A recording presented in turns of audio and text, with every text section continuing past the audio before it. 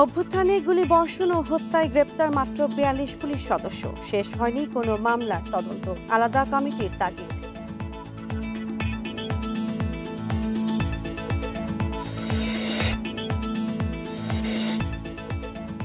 মালয়েশিয়ায় আটক ৩৬ বাংলাদেশি সবাই জঙ্গিবাদে যুক্ত নয়, মনে করে ঢাকা, আরও তদন্ত হবে জানালেন উপদেষ্টা।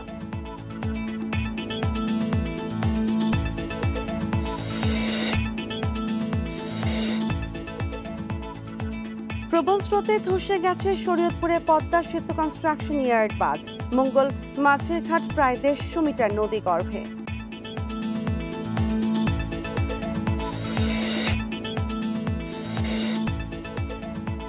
নিষেধাজ্ঞা না মেনে বেশিরভাগ মেট্রো স্টেশনে বসানো হচ্ছে দোকান, বিদ্যুৎ সংযোগ ঝুঁকিপূর্ণ, চরম ভোগান্তিতে যাত্রীরা।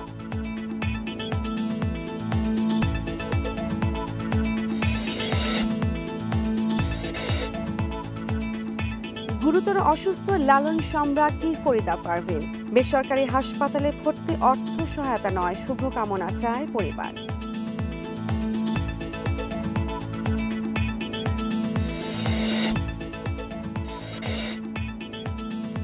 বাংলাদেশি পণ্যের ওপর ৩৫% শুল্ক আরোপ করলেন মার্কিন প্রেসিডেন্ট ট্রাম্প, কার্যকর হবে ১ আগস্ট থেকে।